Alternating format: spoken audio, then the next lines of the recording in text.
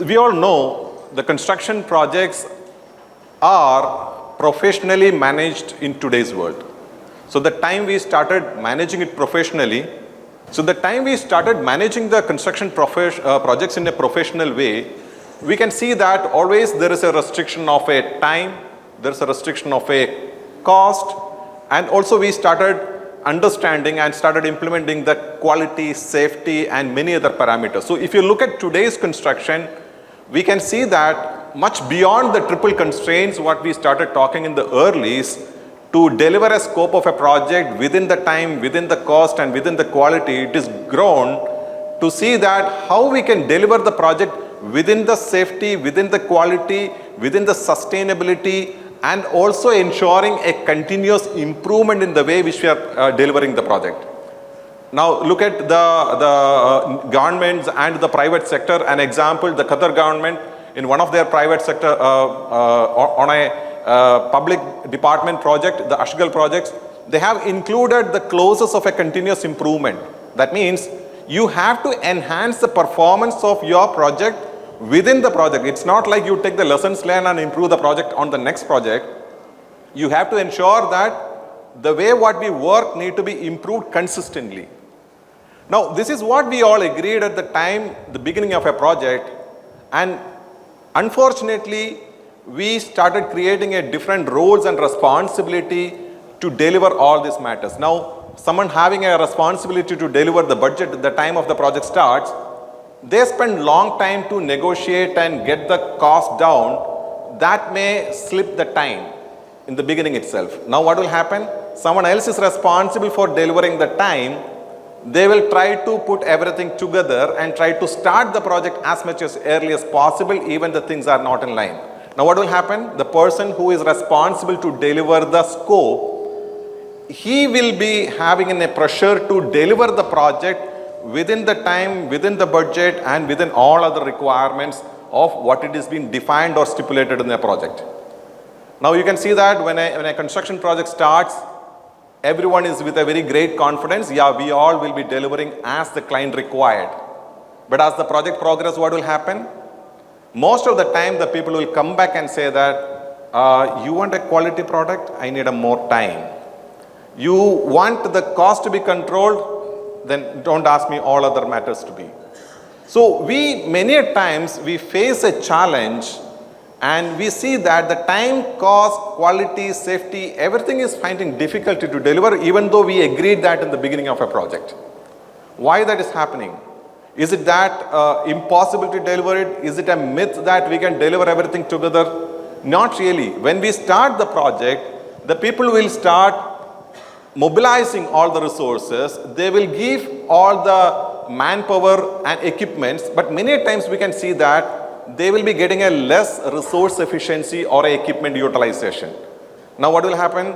They don't have the design approval, or maybe the material is not available, or maybe some approval is pending. So what will happen? The low productivity which will be coming to them, their workers will be waiting for the work to happen. Now what will happen is, when you don't have the work front sufficiently available, you try to go and find wherever the work is available. If there is an excavation need to be done and you don't have a clearance, you will not sit idle. You will find where it is possible and start excavating in that particular area. And so is the case for a block work, so is the case for any other activity. So when you have the actions are happening not as per the sequence or agreed timeline, you will see that the workflow will be broken. And then you see that the progress will be done in a kind of an island area or an isolated area, where you will be seeing that a lot of work will be there, but workers are not sufficient. So in the same project, you will see that the workers are available, but they don't have a work front. But there are some work need to be done where the work front is not available. So in a turn, you will start seeing that you will not be able to get what you promised in the timely manner. All of a sudden, the design will be released. All of a sudden, a lot of material will be coming. All of a sudden, certain work front will be given.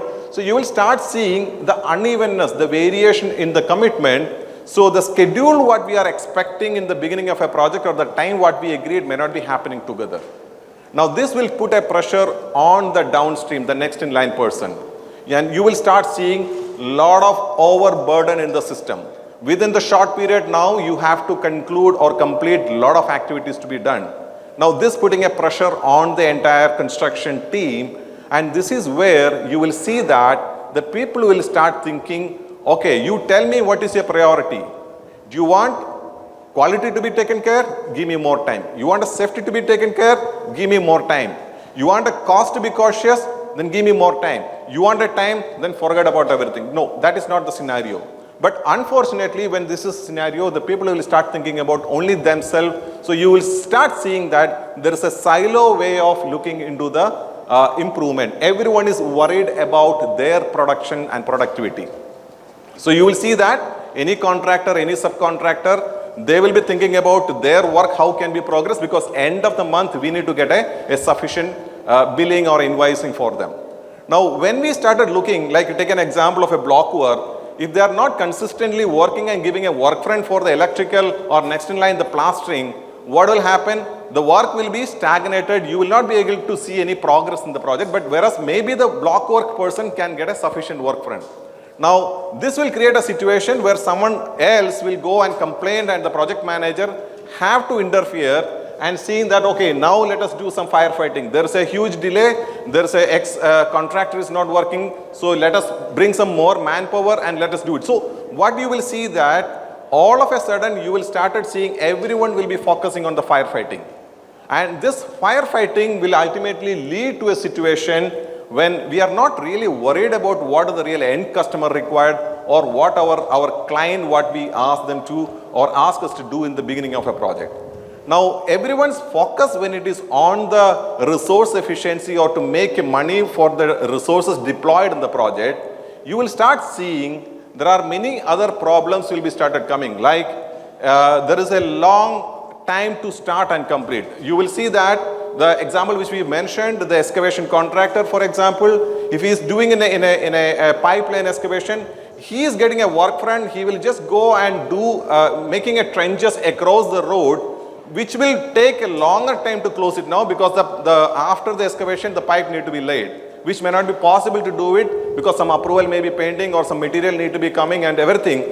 So what will happen? You will see a long throughput time. The time we started the particular activity and the time it is completed. So your end customer is going to suffer it.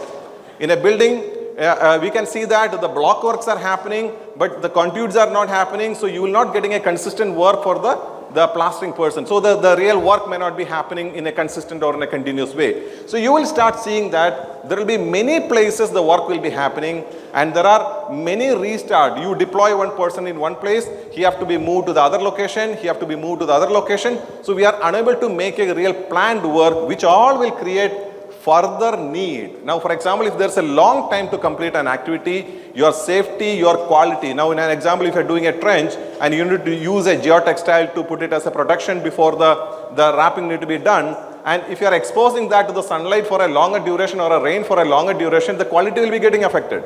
So your secondary needs will be started and you have a mini open unit working in the different area, your coordination effort will be increased. And ultimately you have to end up doing a firefighting everywhere, and all the requirements what we mentioned earlier will be kind of looking like an overburden for the people those who are working in the construction industry. Now this all makes the industry look like inefficient compared to other industry. The other industry have a better working environment and advantages, but whereas in a construction industry you can see that the 90%, 70 to 90% of an engineer who is working at the ground level, he is spending time on the coordination. You look at yourself as an engineer, how much time you spend on a phone call for coordinating and getting the work. And what really happens in the site, we do a lot of waiting, we do a lot of rework, we do a lot of material movement. Like for example, the transportation waste which is happening, a material coming to the site at moved twice or thrice before getting consumed in a project. We do all the processes as an over process. We need a 10 signature for releasing the money.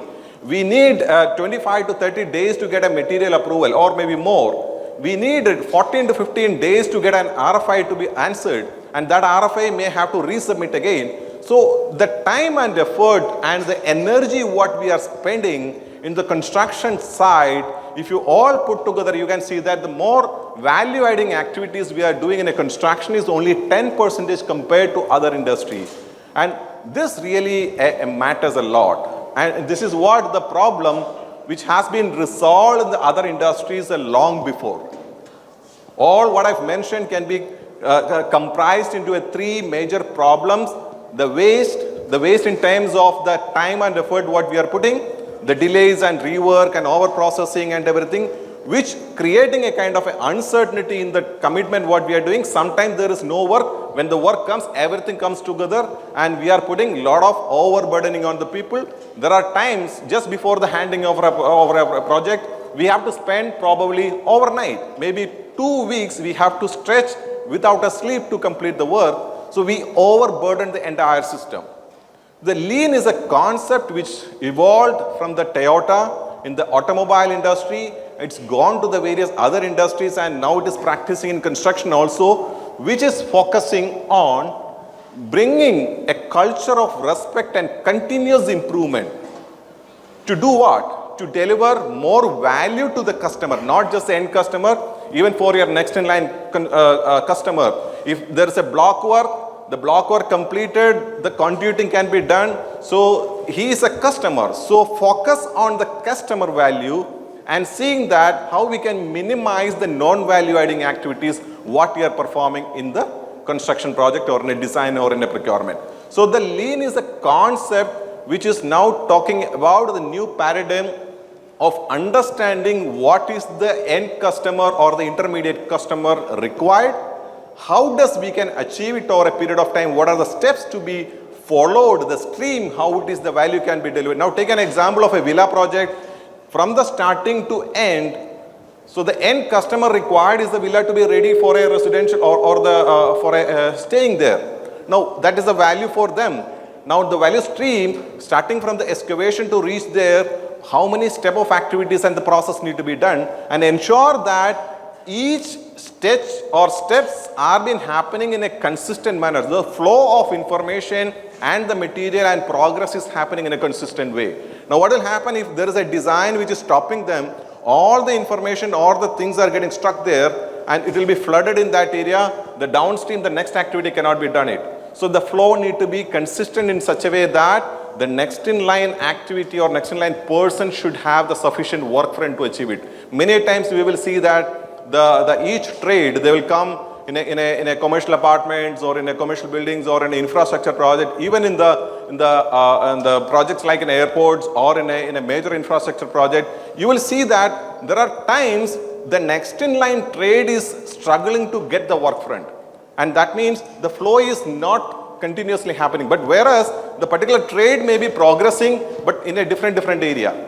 So the flow need to be consistent that it is sufficient for the next in line, based on the pull for the next activity to be done. If we can manage our progress, that will help us to improve it. So initially maybe you do the value stream and you understand it's required a 180 day to complete a villa, or it can be talk in terms of a process. You can talk about I need 15 days to complete an RFI response. I need 45 days to release a purchase order. But you understand how the flow is happening, how the informations are passing, and you can see that how the improvement can be brought into the process or an activity or as a whole project, which will ensure that a continuous improvement can be brought into the entire project delivery aspect. Now, there are many statistics talking about the delays, KPMG, the McKinsey, and also the many other universities and institutions are conducting studies. All are talking about 90% of projects are delayed, about 90% of projects are having a cost overrun. Many studies are revealing only 2 or less than 2% of the project have satisfied the time and cost parameters which we agreed in the beginning of a project. And also productivity, like construction is an industry where the productivity is very low compared to all other industries. It's not just only the Indian matter, it is the global studies as well showing the same thing. Now, I don't want to put all the statistics here. I just want to put one picture which will be very common and familiar to all of you as well. Now you know that why the time is running over and why the cost is running over and what is the situation what we are facing in a construction project. Now, typically if you analyze the situation, we can see that in a construction we create a schedule in the baseline initially. then we have some monthly schedule, we prepare it. Every month we prepare some activities to be done for the next period, and then end of the month we create another one, so analyzing what is actually performed. Now look at it this way, when we are not able to make a plan, and if the plan is not achieving on time, which is a common scenario, we analyze many projects and we can see that only 50% of what we are planning in the month are achieving by end of the month. Now you know that the balance activity to be again replanned in the next month, so your initial schedule is not achieving or not following. Now if you look at the reasons behind it, if you are not able to achieve what you planned, there are several reasons. We can say that we always will say this is a responsibility of the execution team. But look at the other question, or ask a question when we are seeing such problem, are they able to plan itself? So if you have a target to be achieved, and if they are not able to plan because of the design, because of the material approval, because of the approval or whatever it is, or are they able to plan it and they are not able to execute it? So when we do the today's way of planning and monitoring, we have a challenge in distinguishing between what usually we'll say that doodh ka doodh, pani ka pani. Like, how do we segregate what is the milk and what is the water in it? So if you have a clear understanding where the work is struggled or where they are not able to make a progress out of it, there the intervention can be done and you are able to do it. So one of the studies which is done in the Dr. Glenn Ballard and Howell in US, they identified when a weekly plan has been made by the construction team, and end of the week only 54% of the activities are completed. Now, how do you ensure that they can do a greater activity to be completion by end of the week? Just make sure that you are giving all the work which they are ready to do it. How do you know that all the work is ready? Get a confirmation from the people. The weekly plan which is done, they are getting a commitment, yes, I will do it. When you commit I will do it, when you have all the constraints and the problems are removed. Now to remove all the constraints, can we do that in just 1 day or 2 days? No, you have to look at in a longer period, like a 6 to 12 weeks ahead, and then make a plan to see that what are the constraints, what are the requirements for that engineers and foremen to do the job. Now you make it ready so that we can do it. To do that again, you have to look at in a phase-wise or in a longer duration, what are the dependencies, what are the constraints. So the last planner system, one of the approach which is introduced by Glenn Ballard and Greg Howell, this is the most widely accepted and practiced planning system in the lean construction area, which is called as a last planner system, is to engage the people who really does the allocation or the planning, final planning. Like for example, the engineers and the foremen are getting involved in the weekly plan preparation and the look ahead planning. So structurally understand the whole schedule of a project and detail it and see that the majority of the constraints are getting removed over a period of time through collaboration, and see through that the weekly plan what we are preparing can be delivered by end of the week. If the work is not done, analyze what is not happening. There are terms and method to do it, like a PPC, the reason for variance and everything, and which can be analyzed. And this can be applied to the procurement, this can be applied to the area like design. So the entire project can be understood clearly, and seeing that what are the constraints, challenges, and when something is planned not happening, how it can be improved and then progress as it is. So there are several lean construction tools which are available in the industry and practiced by the people, and last planner system is one among that. Now I just want to take our discussion into how do we currently handling the site situation. Now you know that any project manager, he is responsible for a project.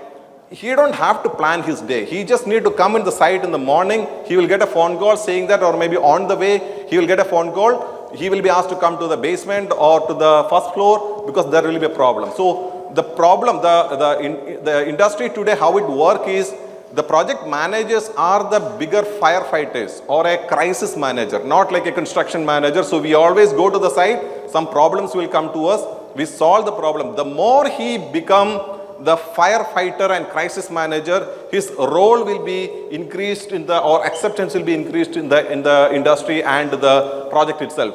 Now you look at a traditional way, we always fix the problems. This is what we are doing. But what Lean is looking at to see that how we can prevent that problem and create a solution over a period of time. Now, what is the difference?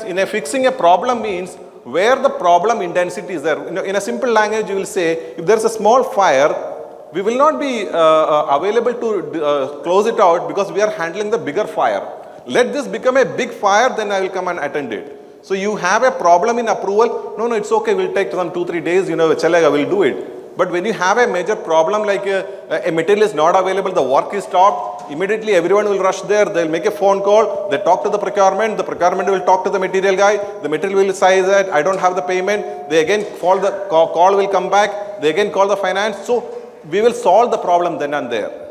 But what will happen? It is like we are ready, fire, but without an aim. So your problem is solved, but after some time the same problem will come back. So you will see that the number of issues and the problems a construction manager and the engineers handling in the construction sites are huge today. From the time they enter into site till the time they go, they cannot go early. They have to solve all the problems, and they are solving the same problem or similar problem tomorrow also. So we become a real firefighter rather than creating a problem solver. But whereas the tools in the Lean, which are helping us to look at it in a something different way. Now we have all the processes which are very complex, and it's like a snake and ladder. You created a very good process for a drawing approval, for the payment, the vendor approval, the material approval. So we have a very complex system. And it's like you submit a bill in the site, it have to take to so many signature, and finally it reaches the account. And all of a sudden, if something goes wrong, it's like a snake ladder, all the way it will come back to the original situation itself. Now we are seeing two things in here. You will see that every time you need to do a lot of reminder to get up in a ladder. Anything you submitted in a construction without reminder, nothing will happen. All the meetings, people will promise, even to get a drawing, even to get a work completion, you have to be a regular follow-up need to be done. And we do, but with a defect, it will come back to us. So there's a lot of chaos in that. So the value stream mapping, which is one tool, which is helping us to analyze what is the current situation and how we can improve the situation in a structured way. And the small example which is mentioned here, I know it is visible, not visible, I'm just for an understanding.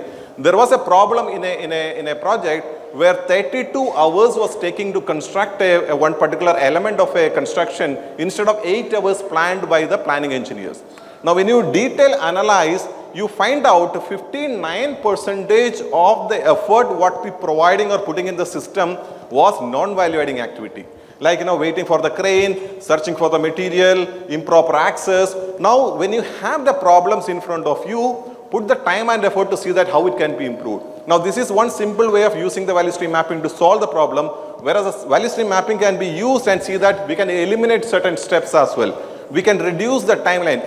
228 days was taken to construct a house, which has been reduced into 180 days applying the value stream mapping. So there are lot of way we can look at the current way what we are practicing, whether it is an activity or whether it is a process, and we can improve it. The slab cycle has been reduced from 15 to 7 days, and then further reduced to 5 days also in a project. So the value stream mapping is one of the very powerful tool which is used in the area for improving the entire situation of a project. So the Lean problem solving model, which is working on not just fire, they just go and take time to understand the problem, then implement the solution, and then creating a problem solving culture within the organization and the project. And how does it happen? There are several tools and techniques are used. I'm not taking I don't have whole time to talk about all the tools and techniques, but I will take you quickly tell you in a very high level how does it work, and I will show some 2 examples so that you will get a fairly quick idea to how to practice this. So the PDCA cycle may be familiar to most of you. The Plan, Do, Check Act can really example here. If you are not taking sufficient time to plan, you will be taking a longer time to solve the problem, because you are, anytime the solution what you are making, the example what I have mentioned earlier, you are not getting a material, you solve it through by making a phone call, 2 or 3 phone call, and what you have done, you ask the finance to release the money. Is that solving a problem? Next time, again the escalation have to come to that level to solve it and then release the money, or for that matter any design approval or a site clearance or anything. Every time you as a firefighter intervention is required to solve a problem. But whereas, spend some time and do a planning, what's stopping the entire problem, then you do a small iteration and you can solve the problem to move forward. I'll give a two quick example. This is one of the project. I don't want to mention the name of a project. This particular project, the client was very strict on safety. Around 250 NCR, non-conformations were raised in every week. Now you know that any non-conformation, the work have to be stopped. You have to rectify it. You have to take a picture, get it passed to the relevant team, get it approved, then only you can restart the work. Now, this is what the team was doing. Whenever you are getting an NCR, stop the work, do all the corrections, again continue. Tomorrow again you get the same NCR for some other place. Now what we have done is, this is something called a Pareto analysis. So when you do the Pareto analysis, you know that the 20% of the items are creating 80% of the problems. Like, if you overall you look at, the numbers will be coming. So you identify some first 2 or 3 area where we are getting the large NCR, and we started analyzing. So the first one is the barrication. It's not visible, sorry for that. So the barrication you analyze and you understand why these barrications are not happening in a project site. Now you have to do the corrective actions to orient the foreman. You have to ensure that the logistic problems what you identified can be removed, and also you can do a daily huddle. One of the problem which we identified is the safety people were not aware that where exactly the barrication to be done, because the engineer was deciding where to work only on the morning itself. Now the morning, if engineer decides where to work, how does the people will go and put a barrication to protect it? So what we have changed, the one approach is do the daily huddle the previous day, so that the engineer, the foreman and the safety people will be in the same place discussing where the work is going to happen. Now the safety foreman knows that where work is going to happen. He can provide a barrication by the time the laborers are coming to the work. So we have everything in place and they can start the work. So when you do a structured approach to resolve the problem, immediate corrections, and then looking into a greater extent of it, you are creating a solution. And solution resulted us within 2 weeks, we have reduced the 22% of NCR. That means the generation, it stopped in the origin itself. Even after 20% of the labors are increased. This is one example. Another example, you know the snag or a defect, which is one of the list which is prepared by the end customer or the client when you complete the project. And this particular project received around 3,000, more than 3,000 snag by end of the project. Now you know that when a snag comes, what we really usually does it, divide it into, okay, this is the electrical, this is the painting, this is the structural, this is the flooring. We just divide it and give it to the people, and everyone started trying to close it. So when everyone trying to close it, they try to close something, sometimes it happens, sometimes it's not closing, the client is frustrated, and once a facility is handed over, you cannot enter into that facility in every day. So you can do only in the weekends. So if there is no proper coordination, your weekend will be spoiled. And this is what is usually happening. It takes months and months to complete it. But whereas in this scenario, what we've done is, instead of directly firing, we take a step back, we analyzed all the 3,000 and we categorized them into severity and rework effort wise, and we ensure that the entire coming in the must criteria are being closed in the first weekend itself. Now that gives a confidence to the client, and then we work out where the rework effort is high, but still it's a business criticality is high, you need to close it. So you made a strategy to close in the second week. Now you look at, there are other area where the should is there, where the rework efforts are high and the rework efforts are the moderate, and the business critical is moderate, where we put effort on the third week. And you can see that there are some area where the business criticals are very low or in a moderate, but your rework efforts are high. So we started negotiating, is it possible to do it, or is it possible to say that, okay, can you live with that? It may look bad, it may look a problem, but can we sustain, can we continue with that particular condition there? So try to negotiate and try and which is possible to retain as it is or which is possible to rework and then concluded. But the effect of it, we completed in a month time, all the snacks were able to close it. Now this is not ending there. This learnings has been taken through the same way we have done the analysis and get into an action. A detailed root cause analysis done. This is the fishbone diagram. Root cause analysis is done and we identified where the snags are originally need to be addressed. Now the work is completed. We have no choice just to rework or complete it and go. But whereas many of these activities or the snag can be prevented if you focus on the beginning. Like for example, here in the design review, if you have identified and work closely, you can remove 35 out of it. Now, with the root cause analysis helped us what need to be done. One simple example, there was a glass partition and because of the glass partition, the switch lights are given behind the door. So you open the door, the switches are in the back side. So the client said, no, it's not possible to operate it. Can you change it? It became a major observation. Now, in a front, it's a glass partition. How do you do it? You cannot do it. Where it can be done only through a design intervention if there is a sufficient space has been or provisions has been provided near to door where the switches can be located, which we can take a decision only at the design area. Now, there are several interventions. Execution itself, you can see that 231 can be removed if the execution is focused. So, we created a special training checklist and a kind of a first run study to see that how this can be executed, inspected and teach the foreman and the people those are working to improve the quality out of it. Now, overall, you see that in the next project, the same team applied this, they got hardly 150, 170 snacks only.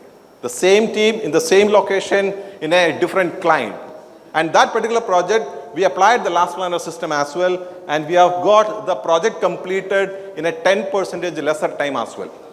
Now, this is the power of a lean or the benefit of a lean when it has been applied and been learned by the people and get it implemented. Now, I can keep talking about the lean is beneficial, lean is X, lean is Y and everything, but it looked like this screen, but I've written here lean is beneficial. Can anyone read? No. You can start seeing that lean is beneficial when you started learn about it. You get a learning, you get an understanding, you started seeing, yeah, it is slightly beneficial, yeah, it looked beneficial, yeah, it can solve my X or Y problems. Now, again, it's not sufficient. You understanding alone, it's not sufficient. Your team members also need to understand. You should have your client, your contractor, within a contractor, your project manager, engineer, yeah, this is the problem and this is how we can improve it. This is the way we look at today, this is how we can improve it. So you have a team acceptance, it becomes more visible, but still it is theoretical.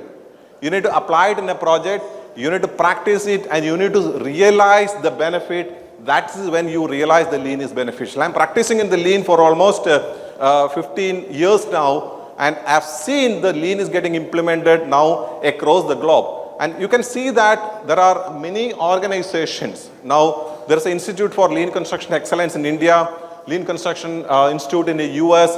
All are promoting and making a sufficient awareness and training for the people to ensure that they understand. This is not a new department to be created. It is to be practiced by every person who is part of the execution so that they can really understand, analyze and then see that a solution can be generated within the work what we are performing it. And there are several conferences are happening. Just now we concluded one Indian Lean Construction Conference in Delhi, which was inaugurated by our Gadkari ji, and this is happening in every year now. And there is a global conference which is happening in International Group for Lean Construction. We had one of the conference in 2018 in India as well. And there are different certifications are available. The CM Lean is one of the certification which is providing an insight on a lean construction. Lean Construction Institute is providing a construction. And the latest, you know, the PMI, the Project Management Institute, they have the custodian of a PMP certification. They released a new certification for a construction professional, focusing the construction industry professional. And they have an association with the LCI, the 25 to 30% of the content which is now included from the lean construction concepts. The last planner system, the big room, the OBEA, the commitment for management, all. There are several topics which are related to the people, which a people should know how to better manage a constructions are being part of the today's project management language as well. So the world is now started thinking about how to implement or incorporate the skills into the people. Now, we don't need to look at that as a kind of a separate department or a separate initiative, but we need to have a sufficient awareness need to be created. Now, I want to introduce one ISO code as well. I'm not talking about ISO implementation to be done immediately. The code on Six Sigma, Lean Six Sigma, got a three parts actually. The A is about the Six Sigma, B is about the Lean, and C is about the A plus B. That means the Lean Six Sigma. Now in the B, there are three categories for a skill are discussed in that: the Lean practitioner, the Lean leader, and the Lean expert. Now the certification which I mentioned in the previous slides, they all are talking about the Lean expert. We don't need a Lean expert to be done, created across the organization, all the people and everything. But what we need is, we have to ensure that all the people working in a safety, in a quality, in a execution, in a procurement, in a design, they should aware of all the tools which can they use it in a daily life, and see that how the new paradigm of defining the value for their customer or value for their next in line activity can be defined. How does this value has been delivered, and is it happening in a consistent way, or you're getting stuck at some point of time? Are we delivering sufficient is required for the next in line person to perform the work? Now you see that if you perform in such a way, you are going to see a continuous improvement in overall project delivery what we are doing. So to conclude, we can see that on time, lower cost and better quality, this is all what we want to achieve it. But what we are doing today, the paradigm what we believe today is, let's focus on a time, let's focus on a cost, let's focus on a quality and safety. So we created a different department and everyone is working towards achieving each one. You know that when everyone is trying to achieve, the time someone is trying to achieve, they will reduce the time, the quality will come back and say, no, I am not able to do a quality job. The cost, they try to reduce it, quality is getting affected, safety is compromised, or time is not sufficient. So we have to change the things or start looking in a different way, which is the value, flow and transform. Can we deliver value in all our actions and activities, which ensure that the work, information and the materials are flowing consistently from one step to another step to another step, which will help us to transform the work. Transform is a slightly different word. You all will be familiar, and today we are focusing on output. But outcome is more important. Like for example, if someone is handing over releasing a drawing or completing a block over and say that I completed my work, if it is not sufficient for the next line person to start a job, a drawing comes but I cannot start the work, the output is done, you will get a tick mark, but outcome is not there. Similarly, you handed over a wall, but you cannot do the conduiting in there. Its output is there, you tick a mark, your productivity progress, but next in line cannot do it. So it is not got transformed for other person to do their job. So to achieve this, the Lean need to be seeing with a collaborative mind, all the partners, all the parties and all the trades and all the organization working in a project have to understand how to start practice this Lean in a collaborative way, which will help us to see that we can really improve the safety, quality and the project delivery aspects using the Lean approaches and improvement. So with that note, I am concluding a small session on the Lean construction problem solving approach to improve the quality, safety and all the performance of a construction project. So thank you very much. I think we can take some questions or we'll do it. And this is my credentials. If you have a LinkedIn, please get connected and we can continue our discussion. So I'm happy to take one or two questions if the time permits. Or is it gone everything above head? There are two reasons. One, you understand everything or you understand nothing. So I just want to know what category we all are falling. Thank you, sir. As a token of our gratitude, I invite Dr. Elson John, Vice Chairman, ICI Kochi, to hand over the memento to Tony Jacob.